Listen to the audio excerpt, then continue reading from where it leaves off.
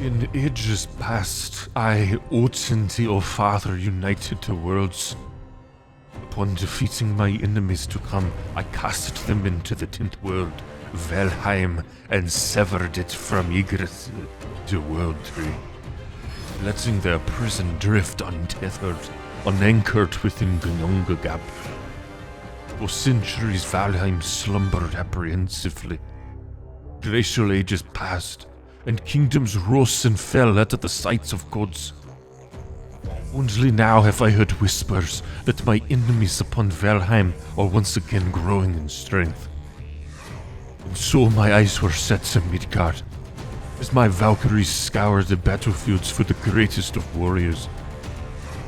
Dead to the world, arise, my champions, for the glory of Odin and the promise of Valhall. Be born again in Valheim. Valheim is a fictional world in a game that is otherwise heavily following and inspired by Norse mythology. And while a fair amount of the lore is ambiguous, there's still plenty to talk about. So let's not keep the Allfather waiting and jump on into it. As previously mentioned, in Valheim we are warriors who have long since died and have been brought back to life from Midgard in order to thwart the plans and growing strength of Odin's enemies on Valheim.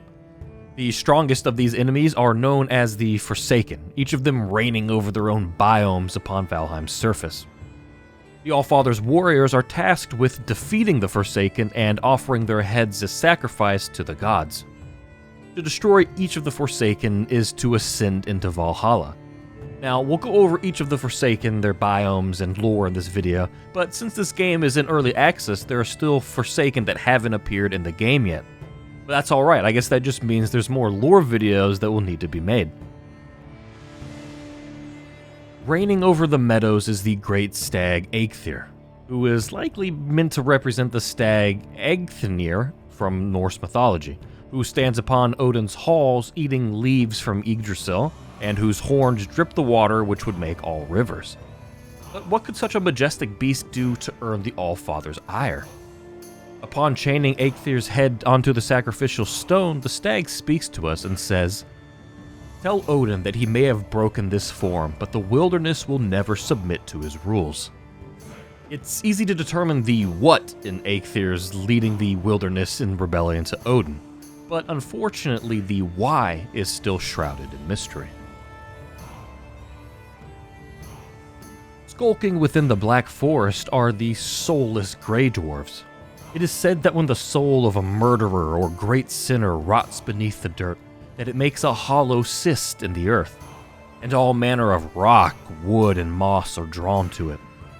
The peat is gathered into flesh and braids reed into bone and takes rags for skin, and thus do the soulless ones spring from the smoking soil like a fungus.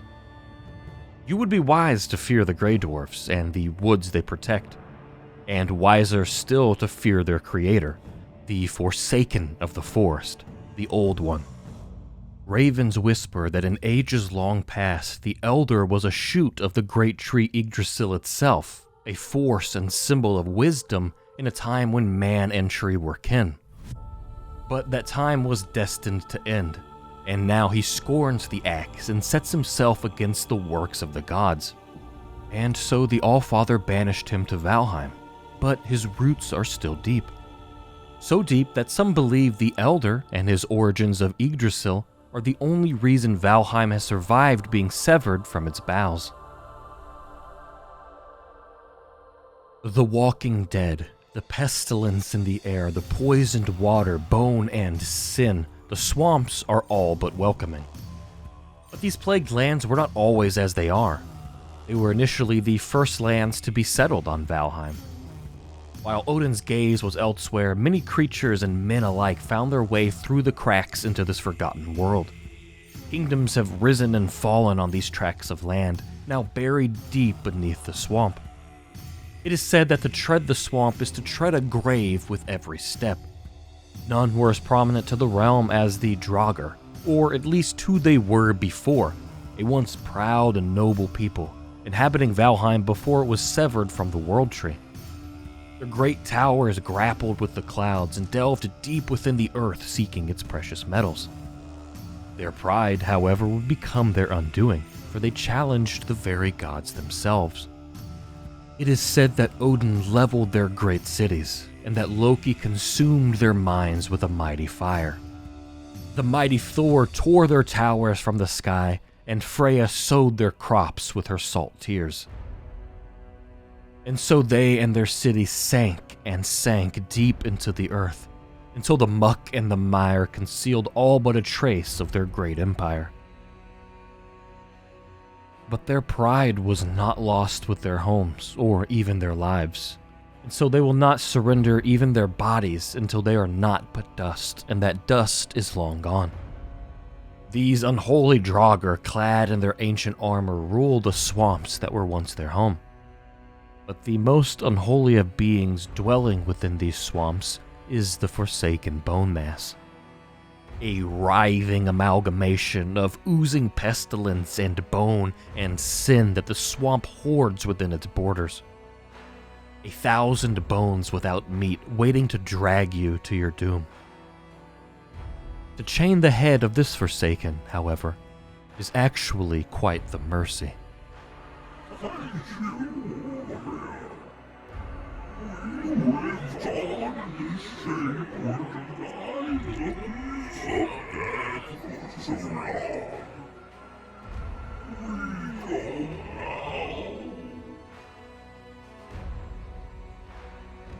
It is said that if you stop to listen through the thin and fragile air of Valheim's highest peaks, that you can occasionally catch the sounds of the realms beyond. The ring of a great battle on Midgard, the roar of a grand feast within Valhalla, or the shriek of a Valkyrie as she crosses the space between worlds. And the frozen peaks of Valheim's mountains are not just hazardous in environment alone, but of the creatures that dwell upon these white spines. And the Forsaken Moder, a fearsome mother of dragons, presides over these snowy mountaintops. Moder is the mother of drakes that also called the mountains their home. The same drakes that she mothered on Midgard of old, that the armies of man would decimate before the Vanir threw down Moder herself and cast her into Valheim.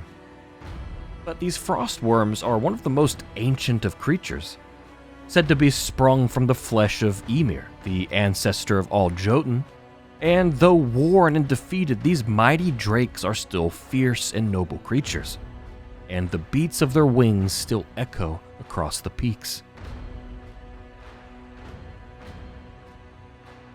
On the plains of Valheim dwell the ancient race of the Fueling. Just as the men who would go on to become the Draugr, the Fueling's downfall was their pride. And just the same, Odin would trample their armies, their armor cracking like snail shells beneath his feet. But their king, the Forsaken Yaglith, a great sorcerer, would not break before Odin's fury. And so Odin tore Yaglith's body in half and cast the remains into Valheim, where there he bled into the earth and crumbled to dust, leaving the last of his people to weep over him. Now the savage Fueling rule over the plains of Valheim, with naught but hatred and fear in their hearts. But their Forsaken king is still with his people, an unseen force that powers the chants and prayers of the crooked shaman's magics, growing and growing in strength as he bolsters his people to spread across this world. And if whispers are to be believed, Yaglith has been killed, broken, banished, burned, and buried countless times. Odin's doing was not the first, nor would it be the last. To wander the fog of the Mistlands would to be not what you once were, nor to see where you are going. The Mistlands are the burial grounds of the Jotun, the descendants of Ymir, the most ancient of Odin's kin and his fiercest of adversaries. In life they were bringers of ruin, but now in death they nurture new growth.